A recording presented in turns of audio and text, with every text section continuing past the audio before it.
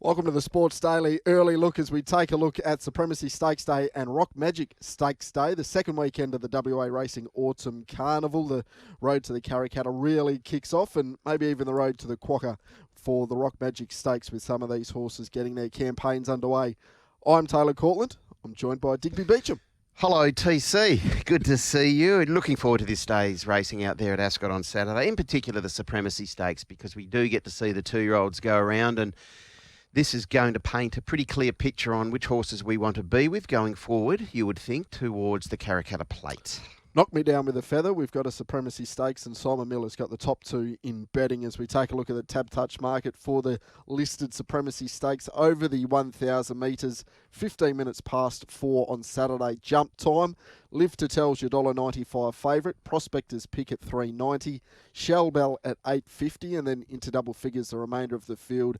Zip Away at 14 and Soaring Solo at 15 at the time of recording. We'll take a look at the speed map firstly, and I know two-year-old racing, very difficult to get an idea. Plenty of these horses have speed, but we'll just zero in on the favourite, Live to Tell's, drawn barrier number 13, jumps from the widest gates. What do we think the plans will be for her? I think they'll be positive initially and then try to find a spot. Now, if that spot happens to be outside the lead, all well and good. The interesting thing for mine, TC, is that you've got Twist of Gold from barrier 11. She's quick. We know that. We've seen that. Shell Bell, barrier 12. She's really quick. More Special from barrier 8. So the speed in this race appears to be drawn out, and that may well help Paddy find a spot with Live to Tell. If she has to do some work, though, maybe the $1.95 could be a little bit skinny, but I think she's pretty good. Actually, she's very good.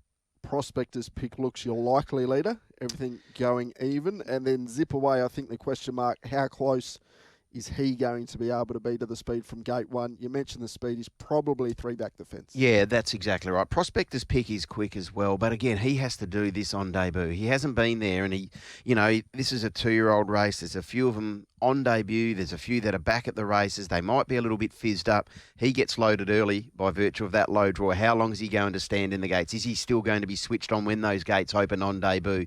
Often you can see horses miss the kick if they've been waiting a while, and this is a two-year-old on debut, so it wouldn't be a shock if he is slow to step, but he did get out of the machines very quickly in that trial. All the fun of a two-year-old race. Yeah. We'll nail down a little bit of the form around Live to Tell because it reads extremely well. We've seen her at the races once in the initial plate back in October. Beaten on that occasion narrowly by Brave Halo, who's since gone to Melbourne and run extremely well in the Blue Diamond. Yeah, exactly right. So that's your really good Blue Diamond form, and we're talking about this race here. And Brave Halo is running some outstanding races over there in Melbourne behind horses that are in the market for the Golden Slipper on Saturday. So had she drawn 4 or 5 Live to Tell, she's probably $1.60, $1.70 as we sit here this morning. She's very good. She's got the right form lines, and she's, as you said, she's out of a yard, which has knocked up winning Supremacy Stakes. Simon Miller's won 7 of these in just over a decade, and all have been females. Live to Tell, $100,000 weanling purchase, a very good filly. Quick word on the most recent trial, which was outstanding, and then is there a scenario at the 600 where you're going to be a little bit iffy with Live to Tell in terms of a map? Yeah, well, that's the thing. As you said, it's so very difficult to map juveniles. But she's probably going to have to do it the tradesman's way at some stage in this race. Would you agree with that? Yeah, I think so. If she can get 3 wide with cover, doesn't have to go too far back. It's always interesting with the two-year-olds because she hasn't gone back in the field and had to make a run. She might improve doing that. That's the unknown with a two-year-old racing, but it's just you're being asked to take $1.95. I don't know what the percentage is, but I would think even here in WA, the percentage of your elite two-year-olds or your two-year-olds who are winning your features invariably are settling forward of midfield. I don't know Amelia's Jewel won a Karrakatta Plate last year coming from where she did, but you need speed, you need tactical speed, and you need to be able to sustain a run. Prospector's pick, trials, very quick. He still has a little bit of learning to do, though. Yes, that would be fair. He's still raw, but clearly there's something under the hood. And you saw that when he was able to win that trial down there at Lark Hill by in excess of 3 lengths in just over 57 seconds over the 950. So there's something there to work with.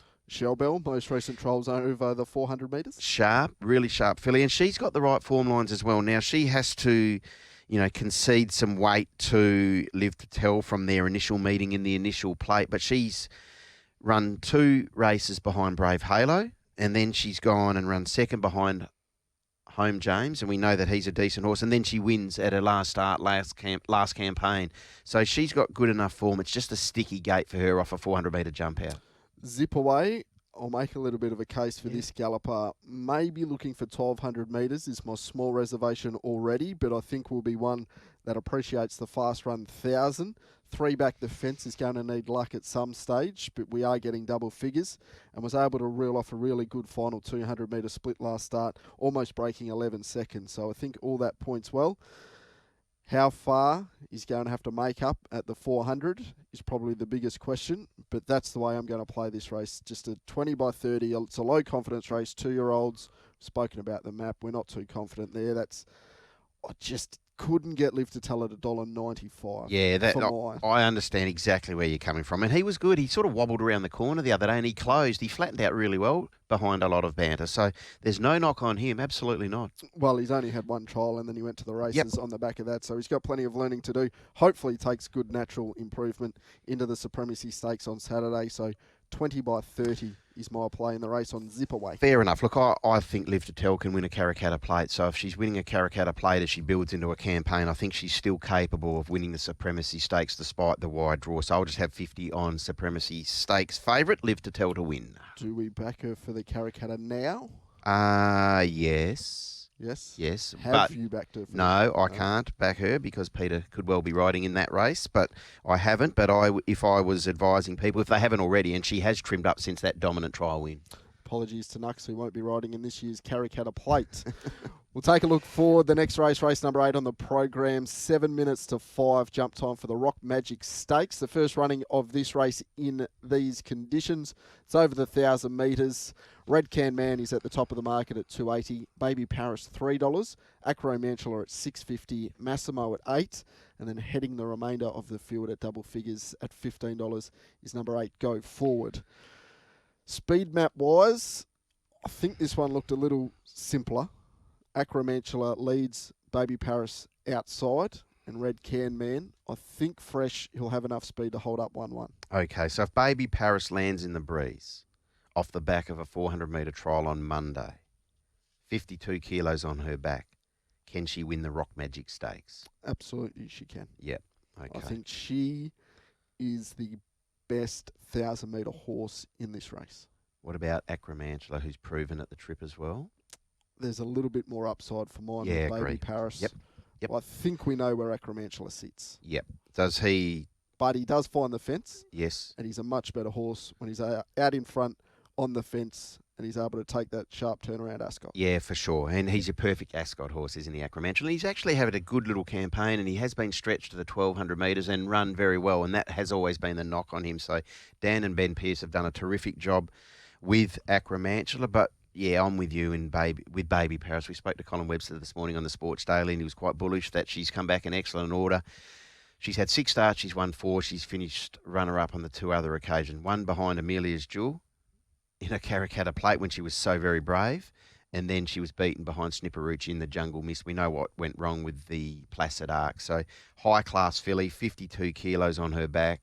She's going to be awfully hard to beat. And Colin did mention they are looking for a slot in the Quokka too, so I think they're going there on Saturday with pretty good intent. And you know this yard particularly well also, TC. When they aim up a horse at a specific race and there's good money for that horse, rarely does that said horse fare badly. They hit more often than they miss.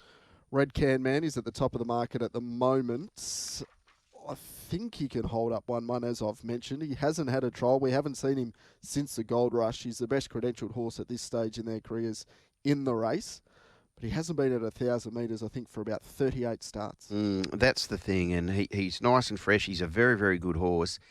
Has he got the toe to jump and run over 1,000 metres against a horse like Baby Paris, who you know is going to launch out of the machines? In saying that, massive fan of Red Can Man. He's been a warrior for Steve Wolf. Concedes Baby Paris 5.5 kilos as well. probably see him in a quokka. I'd be shocked if we don't see Red Can Man in a quokka. You know what you're going to get with him, don't you? And the fact that they are aiming up at the quokka, he's going to be forward enough to run a very good race on Saturday. Any other horse you can make a case for or we should touch on? Interestingly for me is Acromantula's met with support. And that's probably because he's going to land in a spot where he's going to be prominent for a long way. There's a watch on Massimo. I think they'll probably be a little bit slick for him, but again, he's proven at weight for age, so he gets in actually very well under the set weights and penalties conditions of this race. And we know that Chris and Michael Gantimi would love to win the Rock Magic Stakes, either with Massimo or go forward. But I'm quite keen about Baby Paris here, TC. I'm going to keep it very simple, Diggers. $50 to win Baby Paris. I'm following in your footsteps. I like the filly. I like what I saw on Monday down the Belmont Straight, albeit it was only 400 metres. That's a formula that Colin has used previously with her, and it's worked very well. Hopefully we can follow in the footsteps of last week. We made a whopping $5 each. Well, at least we didn't lose. So we're able to get a coffee on Tuesday, so that was good. Absolutely. You got the coffee, I got the muffin. $5. That's a pretty, that's a pretty cheap muffin. We'll be back next week as we continue the build up to the quokka and also the Joey Karrakatta Plate. The picture will be a little bit clearer after Saturday. This was the Sports Daily Early Look.